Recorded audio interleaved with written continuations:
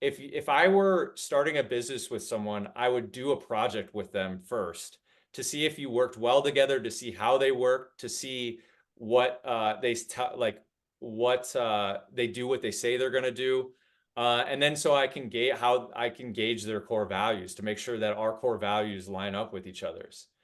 And that's if they don't, and if they don't, if like one of those experiments don't pass, don't move forward.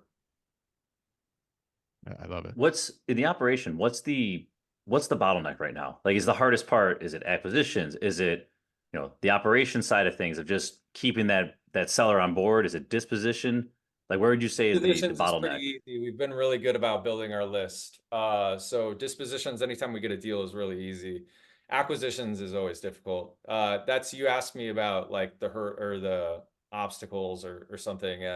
It's the business is a lot, has a lot of ups and downs. I think it's as consistent as we can possibly be at this stage of our business, but it's still, I mean, we still go through Q4 where, it feels like the sky's falling because the contracts have dropped off like by, 60%. But you just kind of have to keep a level head, know that your systems are good, know that we're following the right process, and know that the contracts will come. During those times, you really have to raise your floor. So I think there's a saying, you don't fall to the level of your goal, or you don't rise to the level of your goals, you fall to the level of your systems. We really, really believe that. We have great systems and processes in place. And anytime we really focus on raising those systems and being strategic, that's an absolute dominant strategy. We try to deploy dominant strategies in every area of our business. But anyone with good systems will tell you, though, it's not a one and done thing. Like I imagine using EOS, you guys are updating your systems, you're figuring out what doesn't Yeah. work and all that. So I always like to, a lot of people are like, hey, can I borrow yours? And not everyone's systems work within your own culture either, because I think systems bounce off of culture and different styles, even if it's the same industry.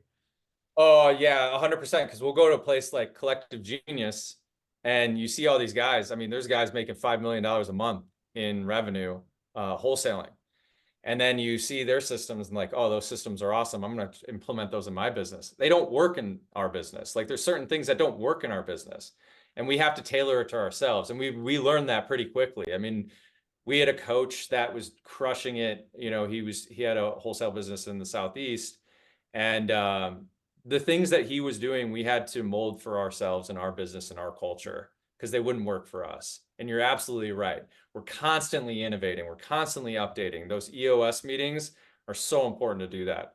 And once you have something on paper, you can have your SOPs and all that, right? You can write them down, but you never look at them again. That's not going to be useful, right?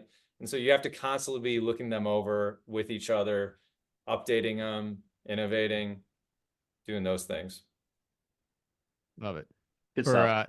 For conversation's sake, Tom is an adventurer and I'm an adapter. So we're both highest A's.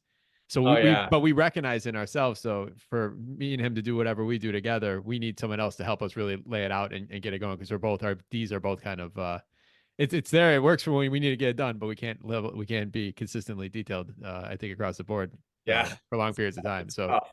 So tough for us. Yeah. Gotta be self-aware. yeah, no, it's huge.